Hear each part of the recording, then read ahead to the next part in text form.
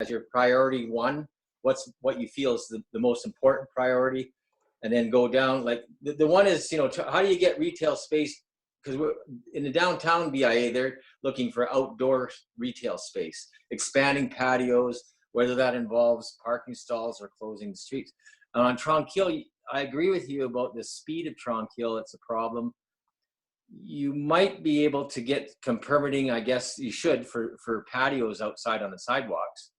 That would be a big one, and that should be expedited. The big thing is the city, just needs to expedite. If you come as a business association, I think if you're clear, that's what you need. Because then you have to concern too that they have to apply to the liquor board, because there's issues with liquor on the, depending on who the retailer is or if it's the breweries. So there's those considerations that they can do that on your part and try to push the BC Liquor to relax. And they're doing that in almost like in Vancouver, Victoria. That's already on the way of trying to get relaxation of some of those permitting and rules. So I guess, unfortunately with the Tranquille corridor, I even thought, I don't know if you could get the city to direct traffic. Obviously, if you could have a street market, even if it was for a month or 2 weeks or a week or whatever, you may find it better but that corner between Surplus Herbies, I think it's Palm and Clapperton. Yep. If the traffic was diverted through that area back onto Tranquille, you could have that section from Surplus Herbies up to Bright Eyes Brewing and have an outdoor retail, or you could use the old Strauss Herbs. That was really successful for the brewers, right? That right across from Fortune. But I think city could really help you with that in the sense of expediting those permittings. Mm-hmm. And I think that's probably, because it does feel like people are a little tentative going shopping, especially going indoors. So how you could approach to try to get more outdoor interactive retail and seating for restaurants. So, and I think the city, the attitude of the city, I think, is really positive and business friendly and wanting to try to help retailers get back on their feet. So that's really about, from those points, I think you're in the driver's seat of just coming up with a plan, and then they would weigh the pros and cons of those plans, right? So I think if you come up with some, 3 or 4 ideas and present them to David Trowen, Marvin, his department, probably Marvin's the best, and Jason Locke and them, right? Yeah, exactly. Okay. And council too, you could just do a presentation, just send it out to council. Mm-hmm. So we're kind of on board, so we're kind of through the process, we know what you're trying to do. Right. So let's actually go through some of the people who are here at the table, so to speak, and just sort of get a sense. And I'm actually going to start with you, Mario, because Mario, you work at Kellis Innovation. You guys do a lot of your community development kind of guy. What are you hearing? What are some things that you'd like to see? What are some things you might need? If you got anything happening on the street? You're muted too, so I should probably mute you. There you go. Oh. You guys hear me? There you are. Okay. Okay. Well, there's no questions in particular that I have right now. I was just curious to see what the plan was overall and see what the process would be, what the steps would be for the reopening and such. Right now with Kellis Innovation, so we are closed, of course, and we're limiting the number of people that are coming in. So I was just curious again, just to see when traffic would initiate again, when we can expect people to kind of feel more comfortable to go out and to basically start business. So nothing in particular that I have in mind to ask. Just want to see what the conversation is, and then from there, see what kind of thoughts and ideas can come from there on. Yeah, fair enough. Nicholas, what are your thoughts? Are you there? Not to beat a dead horse too much, but I know we brought it up before with most of the businesses or a good majority of businesses closing down voluntarily, mostly because of public pressure. I think there's some trepidation in reopening because of public pressure. There's a lot of people who don't feel that business is opening right now is really responsible. So I think a big part of this whole reopening and economic kind of reignition is going to be communication around what the science is, what is safe, and trying to kind of alleviate people's fears a little bit. And I think that the city can certainly be a big part of that, and seeing more push to get some provincial guidance on that stuff, which we're starting to get, which is good. But that's still something, as I'm hearing people talk about reopening, there's a lot of pushback. So I think communication is going to be really key. That, and of course, I think permit times has always been an issue. It's nice to see it's finally being addressed during this crisis, but you know, it'd be nice to see that kind of continued. Right. And a couple of things you do bring up there. WorkSafe BC is supposed to be releasing some new information today, in theory, on safety protocols around reopening. The YK Strong Group actually are currently compiling a PPE supplier list for local businesses to access, because we are very cognizant of the fact that there will be a ton of demand for PPE, whether that's gloves, masks, whatever, for your clientele and for your staff as an opening business. So we're working on a supplier list for that as well, just to try and ensure that we meet some of those requirements. Something I heard earlier today, and I'll let you talk to it, Robert, in a second here, is sort of this remodeling of restaurant and restaurant service opportunities, possibly even looking at, you know, delivery models and stuff like that. Do you want to just sort of touch briefly on that for me, Robert? Yeah, I have multiple projects. Obviously, our industry is devastated by what's happened. We personally have been in a better position because we have an experience with the takeout and delivery model.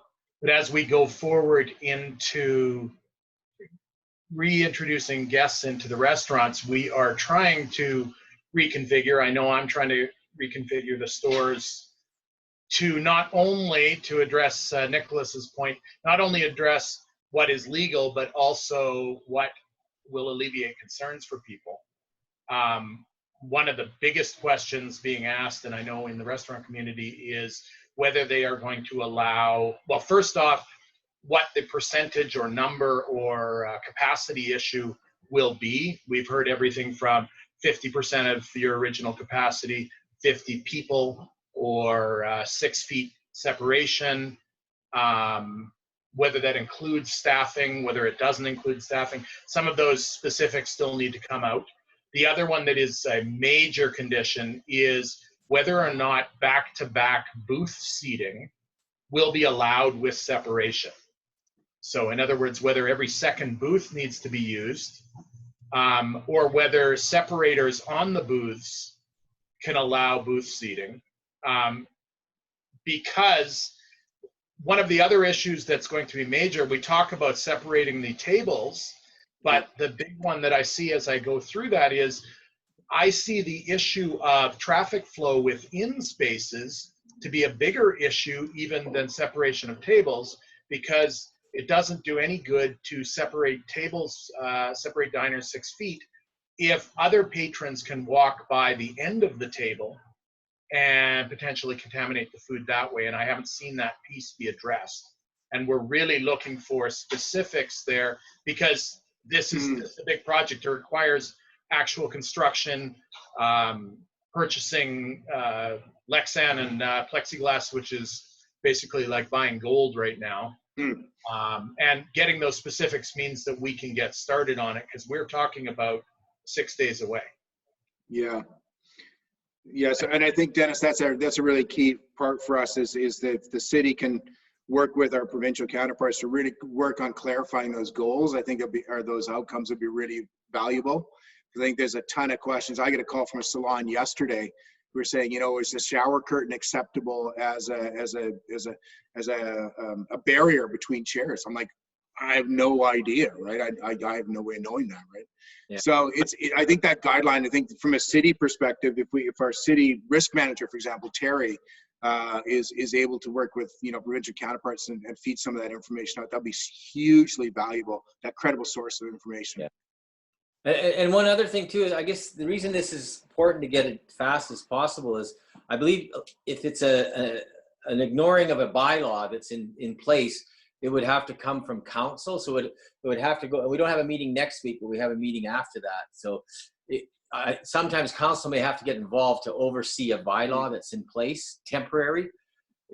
Administration can only do so much without our permission, right? So Yeah, fair enough. they would want us to make sure we agreed with that, right? So timing wise, you might be looking at the next council meeting being 2 weeks, right?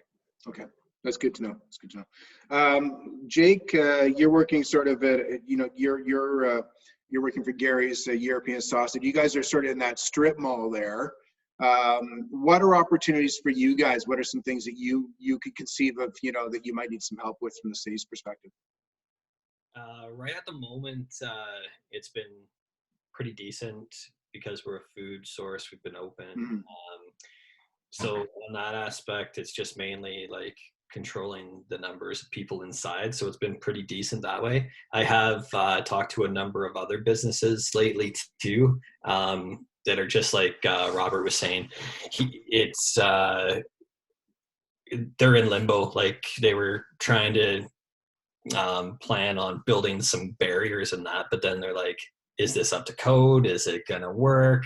Like they don't want to invest all this time and money into it just to have it not be approved, right? So they're waiting for some more guidelines and that sort of thing too, definitely. And I think that's a really interesting piece there, Jake, that you bring in, because it's one thing to put up a temporary barrier, but it's another thing to hit the building code triggers as well. So I think that's maybe something, Dennis, that'd be really helpful, is if we could understand how building code would come to play for some of these temporary structures or temporary needs. Yeah, well, I've done enough buildings and retail and stuff. Unless it's a structural, you're okay. Like you can put in partitions, you can do a wall to ceiling, as long as it's not a bearing wall or a structural changing, right? And especially in this case, because we're looking at putting glass partitions. We're even looking at them. It was about $9,000 a quote to put cubicles in the coffee shop through using. It can't be. It has to be either tempered glass or laminated glass, which is more expensive. But we're as long as it's temporary, you don't need a permit. Okay. So that's good information too. Okay, perfect.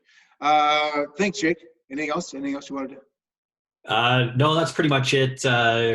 Everything else is according to that chart that you shared, like a lot of resorts and tourism attractions that way I've been talking to, and they're trying to structure, do they go micro into a local marketing campaign? Is Alberta's borders going to open up? Because a lot of their resources and that stuff as travelers from there going to the Okanagan and here. So yeah, people are just really looking for more guidelines and structured guidelines to be able to follow. Okay, thanks. Let's switch gears a little bit. Katie, I see you over in the corner there in the beautiful sunset. Or is that sunrise? I can't tell. Do you have any thoughts around, as sort of the exchange, the hub, sort of a gathering place? What are some things that you would require to reopen to get sort of people coming back to your organization? Yeah, I think these days it's a sunrise and a sunset, Jeremy. I pretty much sit here all day long for like 14 hours a day, so it can be whatever you want it to be. Yeah, we're in this interesting position at United Way because, we kind of have our foot in two different camps. One is this nonprofit world, and the other one is our social enterprise world with the exchange. And our unique challenge is that both of those revenue base is events. So to generate revenue to keep the nonprofit alive, ourselves, not just those we fund, is all events, but also the exchange itself. That's how we pay our bills, is all event-based revenue. So we're facing those same challenges. Are we able to say, okay, we can have small meetings that come in as long as we can physically distance and place tables far enough, all of that kind of stuff. But then again, how do you safely funnel that traffic through? How do you make sure everybody's not touching those doorknobs? How do you make sure that you're front desk is protected. Is it worth it for what it costs to, you know, resume all of those bills that we've managed to pare back by not using our building? So we're really still in a time of what if. You know, normally something like Homes for the Holidays, it looks like we're going to have to cancel it. There's no way to know for sure if it can be safe, and we can't ask businesses who are already suffering to come on as sponsors, even if they have for the last 15 years. It's just not fair to ask of businesses that are already suffering. So, you know, we look at our 4 major fundraisers that generate our revenue and say, none of these look feasible. Okay, also we had bookings solid for the next 6 months in the exchange. None of these are feasible. Where does that leave us and what do we do? So we're still really problem solving that and looking to see who we can partner with. I love the idea of doing something like the outdoor market and seeing how a nonprofit or something like the exchange could fit into a model like that. Is there something that we could do to generate revenue on the street, for lack of a better term? If we look at something like an outdoor market, obviously we don't have a product to sell. That's our unique challenge in having a social enterprise during social distancing. Oh, the irony. But is there something that we could do to get creative within that? Are there businesses that would be willing to partner with us to say, look, we live and work on the North Shore. We're willing, you know, if you come alongside of us to do a donation portion to make up that revenue loss, what could we do to collaborate and come alongside of businesses in our area to be good neighbors as well? So that's our specific challenge. My question around the outdoor market would be the street project that's happening, the upgrading, that's happening fairly quickly, right? And wouldn't that interfere right with that same stretch that we just talked about, Dennis? Oh, yeah, I'm not aware of the street project. Maybe Am I not. wrong about that? So there's a Trunk Hill Road project, but it's way out by South Hill Oh, and Desmond. yeah, that's to the airport, yeah. For Yeah, some that's reason, where- I thought that there was some interference planned for along our stretch as well. I could be wrong about that. Yeah, I don't think there's anything major planned at this point. Okay, excellent. That's great news. So that wouldn't interfere with Yeah, that. yeah, exactly. Just what we need. Sorry to freak everyone out there. Yeah, no, I think we're good. I think we're good there. 'Cause Yeah, so- we're gonna shut down Trunk Hill between you and Palm, specifically for the Tapestry Festival, Yes, and that would have happened. Well, would have just happened actually. it So, would have. you know, Yeah. we would have just had it. So Yeah, we're going to provide parking for that, you know, and there are things that we can do that way. So if, you know, you guys as businesses see an opportunity where you do need a facility like the exchange to help enable your work in some way, we can always look at that too and get creative with the space, because we can bring people in one at a time, possibly, you know, it looks like up to 6 sort of a thing over the next little while. So if we can be of service to you, let us know. But for now, it's a massive, expensive building sitting empty. So, yeah, we're getting as creative as possible, but our options are so limited when you don't have, you know, we can't take our t-shirts out on the street and sell them. Yeah. So we would welcome creative minds on our problem, because it really is a double-edged sword for us right now in both of those ways. How do we generate revenue from both ends with both needs without, you know, any resources there? So it's kind of where we're at.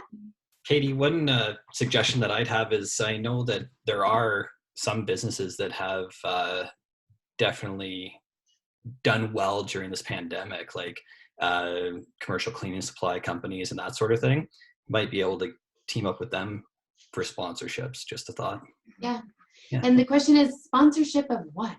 Like just Well, that's the Yeah, thing. yeah. That's always the And- balance, right? Yeah, Yeah, and again, that's always the trick, particularly for United Way. I don't know if you all know our structure, but generally the reason that we take donations is to then put them out in the community. Well, now we're in the same position as all other nonprofits, where, you know, direct donations don't necessarily flow our way. Even the federal dollars that we're putting out, they literally flow through us into the community where they're needed. We can't fund ourselves. So yeah, that is the challenge. So that's a great idea, Jake. I love that, and I'll get creative with that. But that does become the question. Sponsorship of what kind of thing could we do right now? Sarah. Keep the ideas coming. Yeah, absolutely, right. Sarah, I know you deal with a challenging industry. Anything that you sort of need to look at from a you know, sort of moving forward kind of focus? Okay, yeah. So for those of you that don't know, I run two 2 funeral homes and a crematorium in town. So on the North Shore, it's the First Memorial and Shonings downtown. So we have been closed to the public by appointment to make funeral arrangements and limited on events that, so funerals. So the challenges, Katie, you have, we are still a thriving business, but what we do has changed dramatically. How we host events, bringing people, I'll speak more to Shonings downtown just because it is our larger facility. So we do have people coming in, modified services, but then they are to leave. So they don't gather, they don't linger, they don't hug, they don't do what the whole point of bringing people together is all about. So that has been a challenge. So until we can host events over 50 where people can like be together, I don't see funerals returning anytime soon. We do a modified thing out at the graveside. Somehow feeling outdoors, you feel a little more freedom, although then people start getting a little bit, I don't know, they start breaking all the rules. So what we can actually do safely in our building. So my concern really is for the retail that's opening. Like I feel we're fine, really. We've modified things. We've gotten creative. We've allowed to bring people together without physically being together. So it's fine, like it's working until we can actually touch again, seriously. Until that happens, I don't know that we'll ever be able to do kind of gatherings as they were. But restaurants and everything, like everybody is ready to go. Like everybody wants out. So how the city helps the restaurants open safely with very specific rules on spacing, like the idea Robert said of people walking past tables and all that, is that allowed if we're putting up shower curtains and all these things? I don't know who determines that, or if it's a trial by error, similar to what we've done at the funeral home, trying to figure out, how we can do a viewing safely with a certain number of people through the hours of the day by reservation. Oddly enough, we've been doing funerals that way, that sort of thing. So do you as a business get to determine specifically your number of people through this half hour, and then they got to go, and then we got this number of people? I don't know if that's the individual businesses that are deciding those things, or if there is guidelines that they can stick to, work together, work out those kinks, trial and error, failure, close for a day, sort it out. Like I don't know who's leading all of that. Well, and So. it's interesting because this morning on Global, there was a conversation ongoing, very similar to that, like who's really stipulating, and what the response that sounded like was that WorkSafe BC will go from a complaint-driven process. So instead of you submitting plans and saying, can you open this? They'll say, oh, somebody complained about what you did, so we have to change it. And I suspect that's a capacity challenge.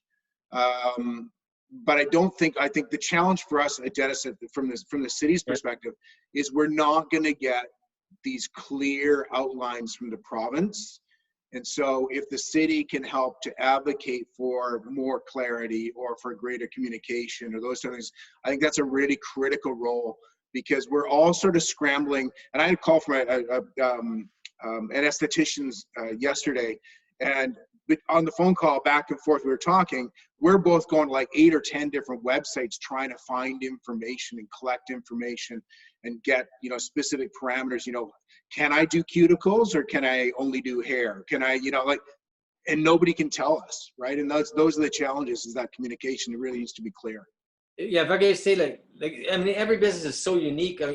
Somebody just texted me this morning, I haven't had a chance, but they said there's a video presentation from BC Restaurant Association's website, and they speak to the latest, because it looks like government, one good thing about this is that government is definitely listening more to outside experts, let's call them, in their fields, right? And so it looks like they've given the BC Restaurant Associations, they're leading this as to what's going to be required, and then they're checking it out with WorkSafe BC.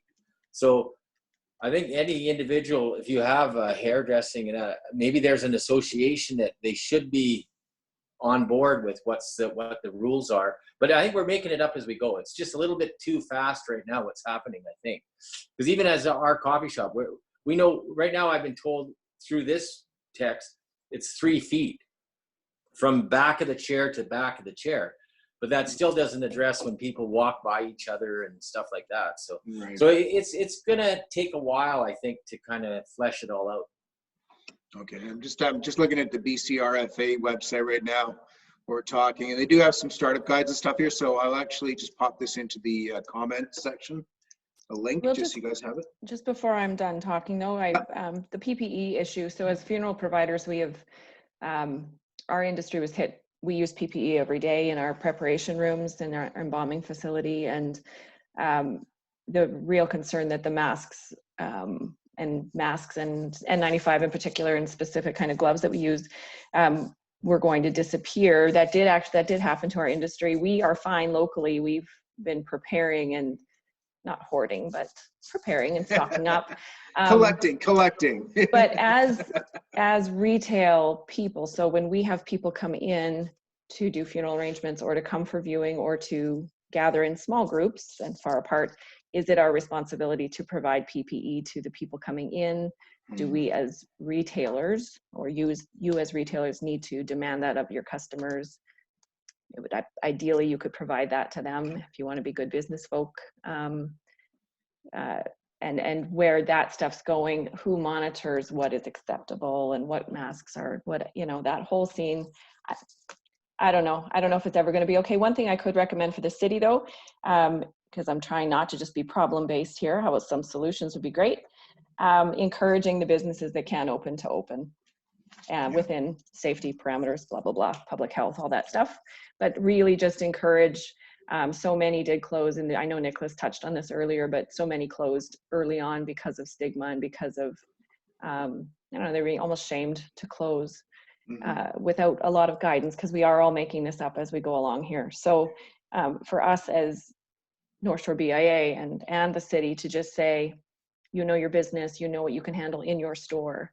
We encourage you to open up and safely offer your services to your public.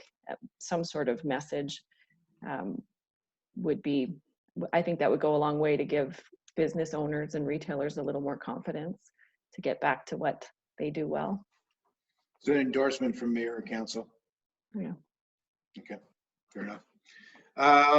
Rebecca, I see you over there in the corner. You're on the left corner for me. So anything from sort of the social continuum that we need to be thinking about from the mayor's task force point of view? Yeah, you're there. Nothing that you're not seeing already. I mean, you're going to see an increase. It is summer. Typically this time of year, there is a dramatic increase of street involved people with bad behaviors, essentially on the North Shore and then around the North Shore corridor, just because the beaches and stuff like that. And we ourselves as a nonprofit agency try to support those homeless by increasing our outreach strategies, and we are doing everything that we can, but we are just seeing some really, really bad behaviors. And I think there's almost a sense of lawlessness. A lot of this is coming because there are clientele who are accessing funds they shouldn't be accessing under the CERB and have increased money to cause more drama. We are seeing a higher rate of overdoses. We've had 8 in the past week in our sites, and so that's a little bit scary. You've had staff that are already frontline workers who are already drained with the whole COVID processes are beginning to feel even more drained because of what we know what's coming for summer, right? So we're doing just the best that we can and hoping that we'll get back up to full staffing capacity by June 1st. We are doing slow rates of movement to get our staffing capacities back up. We had about 20% of our staff were off for one reason or another. We still have staff that are off right now. I think we're sitting probably about 15%. So staff are making plans to return, but trying to keep up with the social pandemic in a sense in itself has always been a struggle. Okay. All right. Neil, Kamloops Arts Council. Is there anything? Well, I would think, I just would think that there's probably a lot of members that would be interested in an open market because the impact to them having arts in the park canceled is a huge hit to their ability to have revenue. So anything that does arise from this, if you could include Terry, any of that communication so she can pass it on to the membership would be truly appreciated. It's definitely unprecedented times, and we're all in this together. And we are actually pursuing 2 murals still for the Tranquil Corridor this year on the art side. One is on the Hatsuki Sushi building. We've actually had the design approved. The artist and the building owners have an agreement signed that we're part of. So that one should go forward in the next week or two. There's another building being proposed for 405 Tranquil. We're coaching that organization towards making sure they have the right agreements in place and the right approvals in place to make sure that happens. We did have a mural originally approved about 18 months ago for the Finley's Vacuum and Sewing building. It's a 4-part mural. We've had to delay that mural as the building owner no longer has the funds to put into their portion of it. But we expect or hope that that will go forward next year. So we have 3 art installations, if you would, going forward for this year. And Neil, we are more than happy to look at, including artisans in some kind of an art market if we can sort of create the right structure. Patty, I'm going to get you to talk to this in just a few seconds because you had some ideas. But also, one of the things I have had conversations with Terry about is how to use art to activate space. So if there's some walls we can use for chalkboard art or, those kind of things, we're really open to those ideas as well and looking for alternate options to activate space as well. So all we would need from the city on that side, Dennis, is a clear understanding of if we're going to do something that's public facing, like an art, like a chalkboard wall where you put your inspirational ideas on it, is that a mural? Does that fall under the graffiti? Like some clarity around some of those public art things would also be helpful. Okay. Yeah.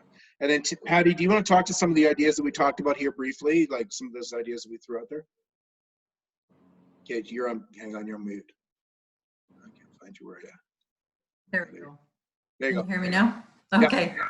Hello, everybody. I just wanted to say that I do speak to the members on the North Shore every day, and every single day, more so every day, I speak to more and more that are opening. I talked to 2 more today that opened on Monday, which I was so happy to hear. So we're trying to get it out there on our social media and the newsletter, et cetera, to let everybody know that, more and more of these places are opening.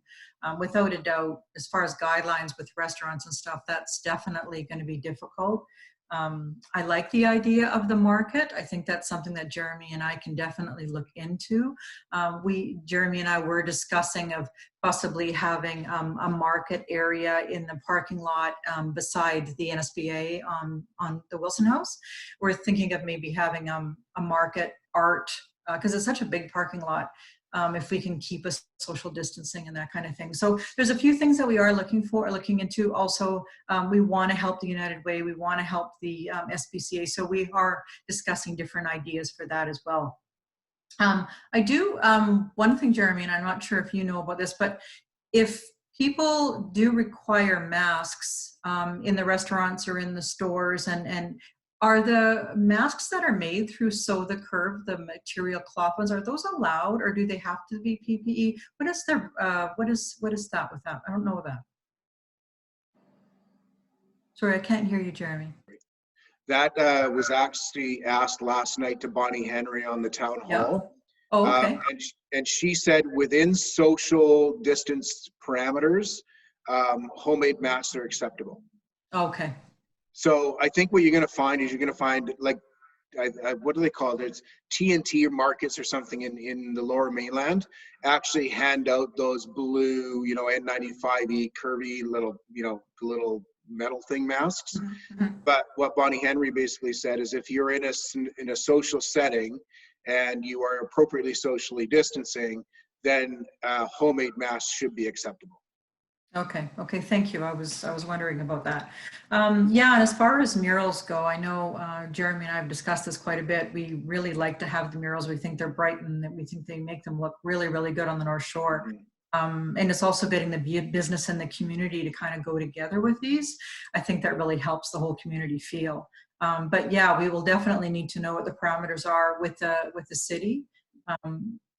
is chalk. Is that a mural?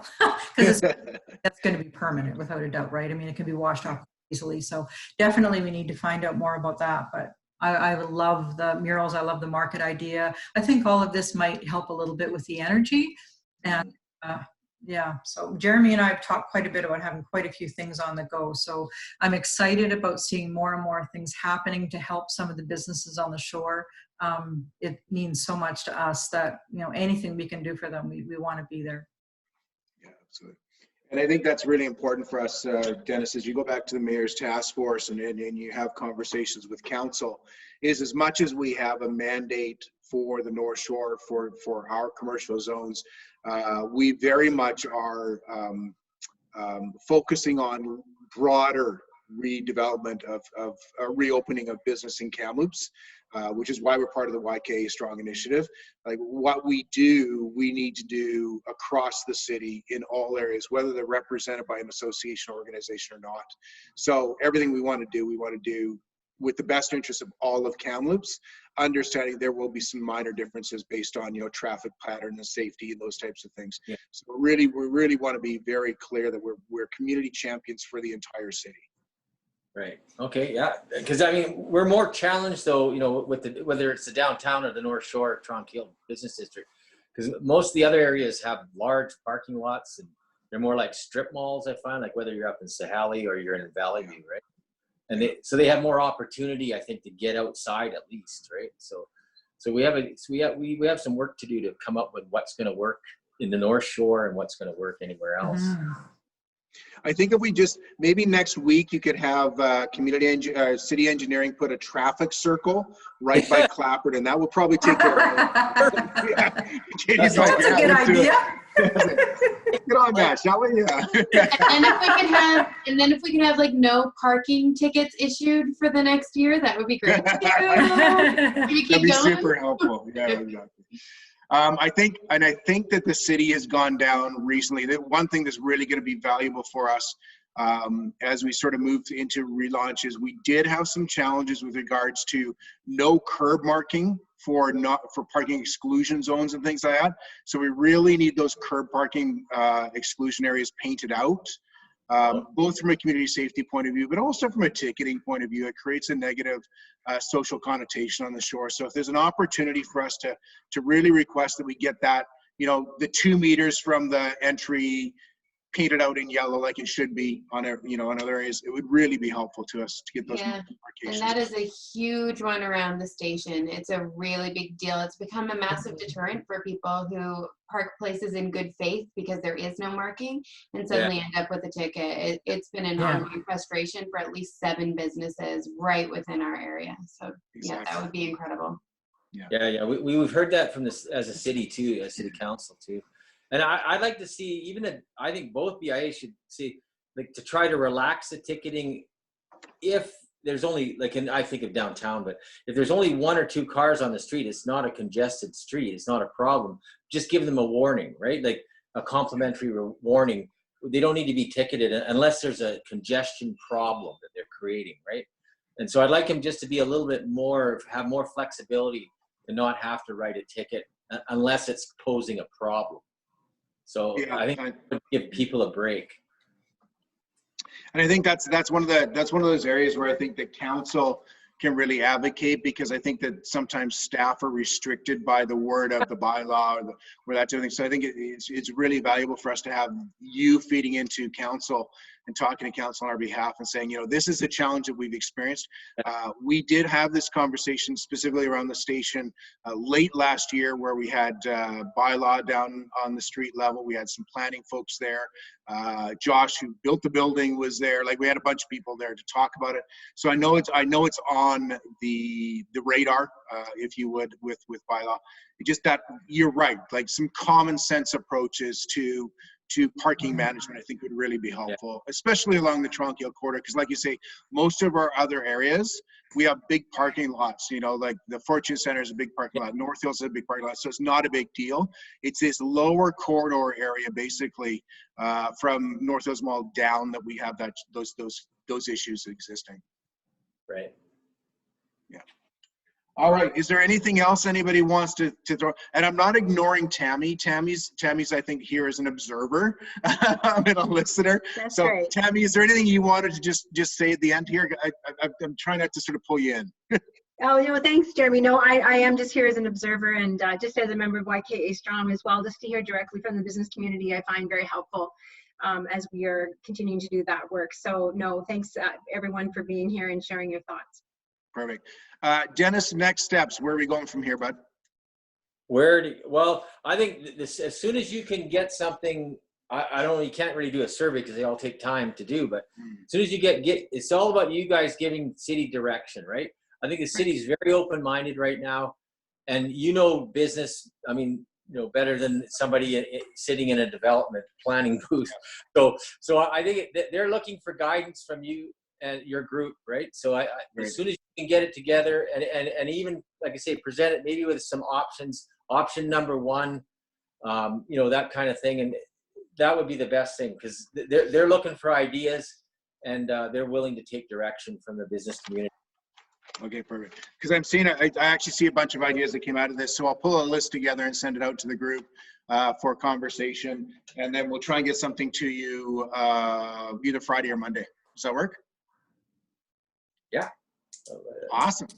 All right. So I throw it up, and anybody have anything else they want to add? Anything else they'd like to feed into Dennis?